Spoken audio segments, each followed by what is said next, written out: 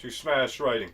This is Wesker, and today we are going to be talking about Love Hurts by Jonathan Uzbio. I hope I'm pronouncing that name right. Normally I'd have it on the board, but I can't find my dry erase marker, so we're going to power through. I was pretty much sold on this movie from the moment I saw the trailer. You can't go wrong with Ke-Huy Quan. And I saw Marshawn Lynch. I loved Marshawn Lynch in Bottoms, so I was kind of excited to see what he was going to do here. So without further ado, let's just jump in and talk about this movie, shall we?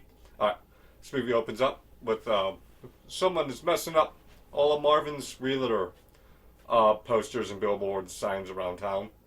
And then we meet Marvin himself. He's happily getting ready for his day. He's baking heart-shaped cookies to take with him to an open house. And we get a bit of a montage as he's talking to his worker on the phone, his worker assistant, Ashley, on the phone. And it sums up at his office. It's pretty much, if you're not happy in your life, it's up to you to go out and chase what you love and to make the change that you want to see happen. And with that, he goes into the office and he finds Raven waiting for him. Raven's been sent by his brother, Knuckles. And he's told he has to come home and tell him, Knuckles, why Rose is not dead. Marvin has other plans, and this starts a reluctant fight. Marvin really doesn't want to fight, but he has to defend himself here. He ends up rushing out, leaving Raven to believe to be dead. He runs into his boss, Cliff. Cliff has an award for him. He's won the Realtor of the Year award over his rival that we see. He talked about a little bit at the beginning. And we get like a real heartfelt moment between the two of them. Marvin's elated, Cliff is happy for him, and he borrows Cliff's car. And we meet Knuckles and Rennie. Knuckles is the boss. He's sent Raven to find him. Unbeknownst to him, Rennie has sent King and Otis to find him first. Or find Rose first, Marvin and everything. And that's very important. Rennie's working on the sly. He's not telling Knuckles. But, back with Marvin, he's just about to leave his house when King and Otis arrive. And they start a big fight, trying to get Marvin to come with them. And he manages to put down Otis, and he's about to get to the car whenever he's shocked and dropped by Rose. And then Rose drops King. Meanwhile, back in the office, Ashley has found Raven and Raven's poetry and falls in love with the poems. So much so that she calls and leaves a message for Marvin that she's quitting her job. She reads one more poem, and unbeknownst to her, Raven is alive still. And he is elated that someone not only loves his poetry, but understands it too. Meanwhile, we get the backstory on Rose when Marvin wakes up and talks to her.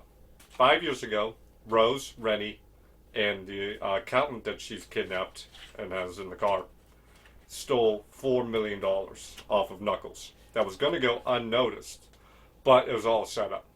They showed Knuckles the $2 million and blamed Rose for the theft, pocketing the other $2 million.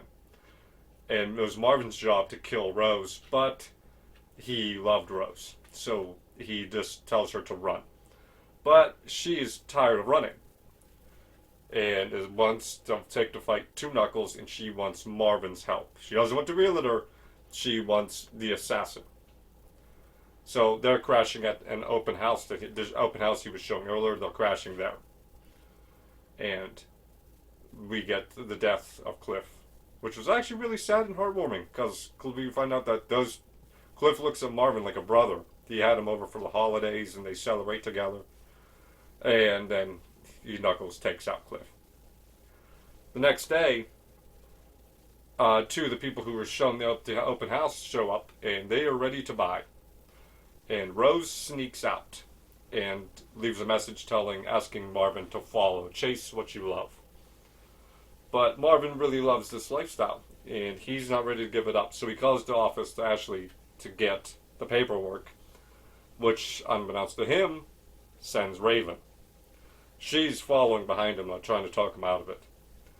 But unbeknownst to him, by him calling it in, King and Otis have arrived. So we get an unlikely team up where Raven takes out Otis and King. He puts them down.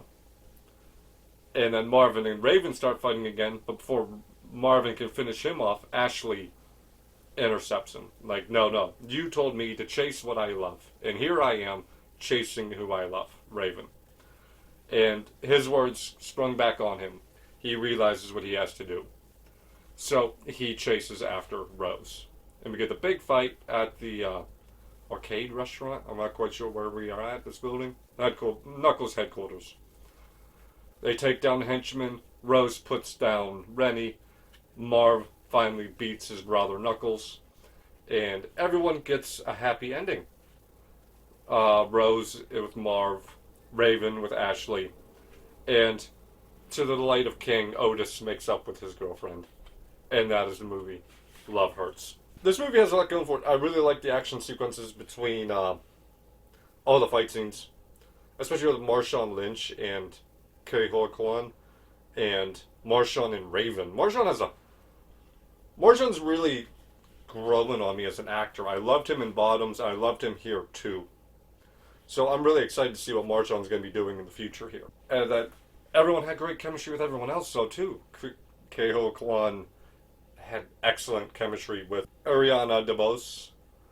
He also had great chemistry with Mustafa Shakir, who played Raven. Daniel Wu was an amazing villain as Knuckles. Well, not amazing, he's a really great villain. Leo Tipton had excellent chemistry with Shakir, who played Raven. Those two, anytime that romance was so shocking that you couldn't happen to like snicker and laugh at it because it's like, what is happening? This is fantastic, and I think that's what really separates Love Hurts from just a regular, ordinary action film, is that you have these in-depth emotions going throughout everyone, including like Knuckles' jealousy over his brother and how Cliff referred to Marvin as his brother, and it pisses Knuckles off because that's his brother. And he's betrayed him and is on the run. So, I do feel like that really does help Love Hurts and builds it more than just a regular action movie. Despite the fact they've got a lot of action sequences in this movie that are a lot of fun to watch. Well, that said, though, I think the only con is, like, there is a brief period in this movie where you're just waiting for something to happen. And when something does happen, it's excellent and looks great. Raven's weapons are so much fun. Having like those raven feather throwing knives. You had Knuckles' bladed straw. This movie's just a lot of fun. Really great, wholesome action movie. And what more can I ask for that time of the season? So with that said, I'm going to give it an A. I would love to watch this movie again. I would suggest this movie, and I'll even add it to my collection. So, yeah, my final grade is going to be an A. With that, brings us to the end of our Love Hurts review. So, as always, have a good day, evening, night, afternoon, whatever, wherever you are. And bye-bye.